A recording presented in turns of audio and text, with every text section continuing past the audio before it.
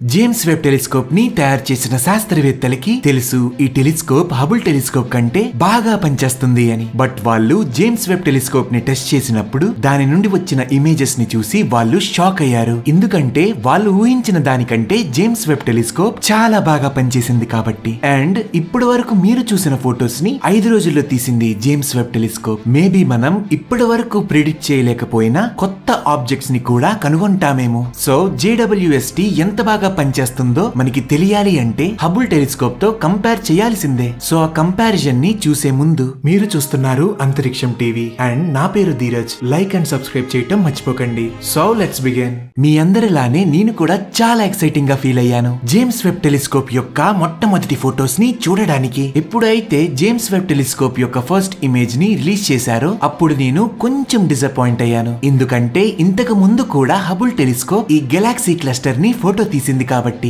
మొదటిసారి ఈ 2 ఇమేజెస్ ని చూసినప్పుడు నాకు ఎలాంటి డిఫరెన్స్ అనేది కనిపించలేదు. కానీ ఎప్పుడైతే నేను ఆ 2 ఇమేజెస్ ని జూమ్ చేశానో అప్పుడు నా అభిప్రాయం అంతా చేంజ్ అయిపోయింది. మీరు ఈ 2 ఫొటోస్ ని చూసినట్లయితే జేమ్స్ వెబ్ టెలిస్కోప్ తీసిన ఫోటోలో గెలాక్సీస్ ఇంకా చాలా క్లియర్ గా కనిపిస్తున్నాయి. అండ్ అన్నిటికంటే గమ్మత్తైన విషయం ఏంటంటే హబుల్ టెలిస్కోప్ ఈ ఫోటోని తీయడానికి కొన్ని వారాల పాటు కష్టపడింది. అదే జేమ్స్ వెబ్ టెలిస్కోప్ అయితే ఈ ఫోటోని క్యాప్చర్ చేయడానికి జస్ట్ 12 అవర్స్ టైం మాత్రమే తీసుకుంది. అదే మన భూమి నుండి 7600 లైట్ ఇయర్స్ దూరంలో ఉన్న కరీనా నెబ్యులాని కూడా హబుల్ టెలిస్కోప్ ఫోటో తీసింది. కానీ మీరు జేమ్స్ వెబ్ టెలిస్కోప్ తో తీసిన ఫోటోతో కానీ కంపేర్ చేసినట్లయితే మీకు ప్రెజెంట్ ఫోటోలో చాలా స్టార్స్ అనేవి కనిపిస్తాయి. ఎందుకంటే జేమ్స్ వెబ్ టెలిస్కోప్ ఆ నెబ్యులా వెనక ఉండే స్టార్స్ ని కూడా ఈజీగా చూడగలదు కాబట్టి. ఈవెన్ మనందరం కూడా ఇలాంటి నెబ్యులాలోనే తయారయ్యాము. ఇలాంటి వాటిని కాకుండా చనిపోయిన స్టార్ ని కూడా హబుల్ టెలిస్కోప్ ఫోటో తీయటం జరిగింది. ఇప్పుడు మీరు చూస్తున్న ఫోటో హబుల్ టెలిస్కోప్ తీసింది. అదే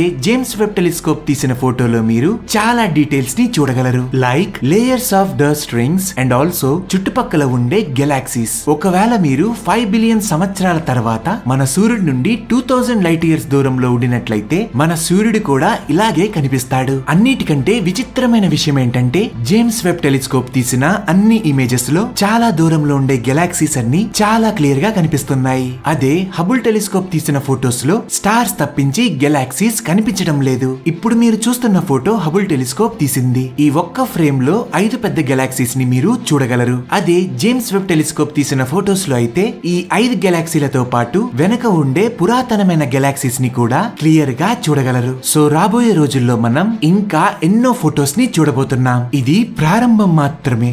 లైక్ అండ్ సబ్స్క్రైబ్ చేయటం మర్చిపోకండి. Thank you.